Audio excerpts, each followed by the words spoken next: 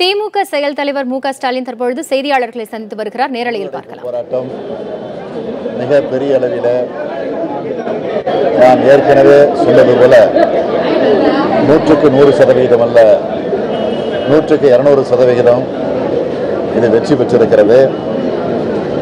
இந்த போராட்டத்திற்கு முழு அளவில் வெற்றி பெறுவதற்கு எல்லா வகைகளிலும் துணை நின்று இருக்கக்கூடிய பொதுமக்களுக்கு நான் முதலில் அனைத்து கட்சிகளின் சார்பில் நன்றி தெரிவித்துக் கொள்கிறேன். அதேபோல் இந்த போராட்டத்தில் தங்களுடைய உணர்வை வெளிப்படுத்தி இருக்கக்கூடிய வணிகர்கள், தொழிலாளர்கள், அரசு ஊழியர்கள், ஆசிரியர் பெருமக்கள், இளைஞர்கள், மாணவர்கள்,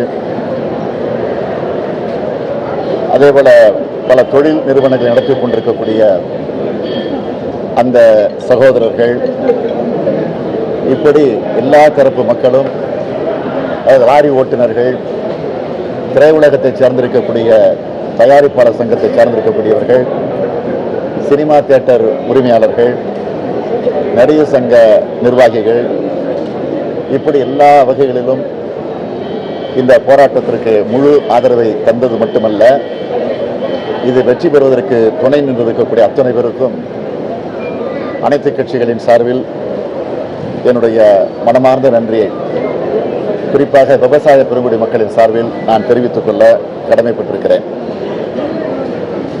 ஆகவே நடந்திருக்கக்கூடிய இந்த போராட்டத்தை பார்த்தாவது மத்தியில் இருக்கக்கூடிய, மாநிலத்தில் இருக்கக்கூடிய இந்த ஆட்சி விவசாயிகளுடைய பிரச்சனையை உடனடியாக தீர்த்து வைப்பதற்கான முயற்சியில் ஈடுபட வேண்டும் என்று நான் வலியுறுத்தி வற்புறுத்தி கேட்டுக்கொள்ள கடமைப்பட்டிருக்கிறேன். ஏறக்குறைய ஒரு 41 நாட்களாக ஐயாக்கன் அவர்கள் டெல்லியில் அவருடைய தலைமையில் விவசாய தோழர்கள் ஒரு தொடர் போராட்டத்தை பல கோணங்களில் நடத்தி முடித்து இந்த போராட்டத்தை அனைத்து கட்சி நடத்துகிற காரணத்தால் இந்த நிலையில் அவர்கள் அந்த போராட்டத்தை தற்காலிகமாக 1 மாத காலம் ஒத்திவைத்துவிட்டு உடனடியாக நேற்று இரவோடு இரவாக அவர்கள் அங்கிருந்து புறப்பட்டு புகைவண்டியிலேயே இன்று காலை சென்னைக்கு வந்திருக்கிறார்கள். சென்னைக்கு வந்தவுடனே நேராக ரயில்வே ஸ்டேஷனில் இருந்து சென்னையில் வட சென்னை பகுதியில் நடைபெறக்கூடிய இந்த மறியல் போராட்டத்தில் அவர்கள் கலந்து கொண்டு அந்த போராட்டத்திற்கு வலு சேர்த்திருக்கிறார்கள். ஆகவே இந்த நிலையில் நான் மீண்டும் மத்திய மாநில அரசை கேட்டுக்கொள்ள விரும்புவது, இந்த போராட்டத்திற்கு மதிப்பளித்து இந்த போராட்டத்தினுடைய உணர்வை புரிந்து கொண்டு அவர்கள் உடனடியாக விவசாயிகள் பிரச்சனையை தீர்த்து வைப்பதற்கான முயற்சிகள் முழுமையாக ஈடுபட வேண்டும் என்று நான் கேட்டுக்கொள்கிறேன்.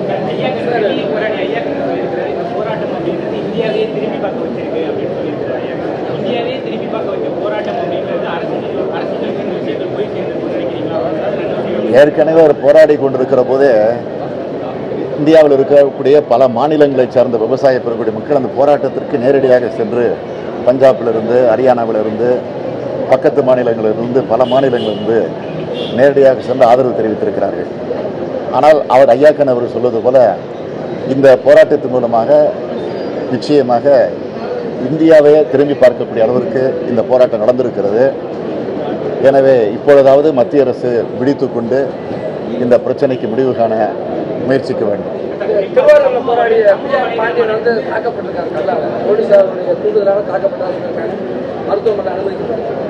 எனக்கு செய்தி கிடைச்சது.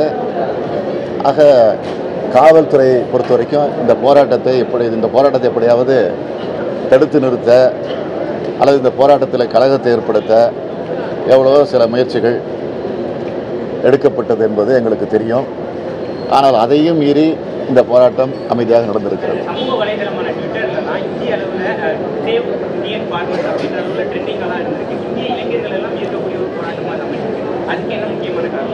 அதான் இந்தியாவே திரும்பி பார்க்கக்கூடிய அளவிற்கு இந்த போராட்டம் நடந்த காரணத்தினால தான் நீங்கள் சொல்வது போல இன்றைக்கு சமூக வலைத்தளங்களில் இது ஒரு பெரிய பாப்புலராக உருவாகிருக்கு. அமைச்சர் செல்லூர் ராஜு இது ஒரு அரசியலுக்கான போராட்டம்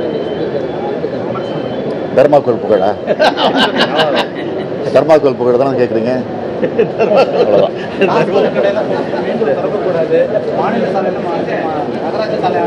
அதுவும் இந்த போராட்டத்திற்கு கிடைத்திருக்கக்கூடிய வெற்றியாகத்தான் நான் கருதுகிறோம். ஏன்னா இன்னைக்கு தடை உத்தரவு இடைக்கால தடை உத்தரவு போட்டிருக்கிறாங்க. 3 மாத காலம் இடைக்கால தடை உத்தரவு போடப்பட்டிருக்கு அந்த பிரச்சனைக்கு. ஏன்னா நெடுஞ்சாலைகள் எல்லாம் மாநிலத்திற்கு உட்பட்டது, இது மாநகராட்சிக்கு உட்பட்ட பேரூராட்சிக்கு உட்பட்ட சாலைகளாக மாற்றுவதற்கு வகை செய்யக்கூடிய நிலையில் ஒரு ஆர்டர் போட்டிருக்கிறாங்க. அது காரணம் மது கடைகளை, அதாவது டாஸ்மாக் கடைகளை மூடக்கூடாதுங்கிற அந்த எண்ணத்தோட இந்த ஆட்சி போட்டிருக்கு. ஆக அதைத்தான் அடிப்படையாக வச்சு எங்களுடைய திமுக கழகத்தின் சார்பில் எங்களுடைய அமைப்பு செயலாளர் பாரதி அவர்கள் உயர்நீதிமன்றத்தில் அது குறித்து வழக்கு போட்டார். இன்றைக்கி அந்த வழக்கின் அடிப்படையில் இடைக்கால உத்தரவு வழங்கப்பட்டிருக்கு. அது மட்டும் இல்லை, எங்களுடைய அனைத்து கட்சி கூட்டத்தில், தலைவர்களுடைய கூட்டத்தில் தீர்மானத்தில் இதையும் போட்டிருக்கோம்.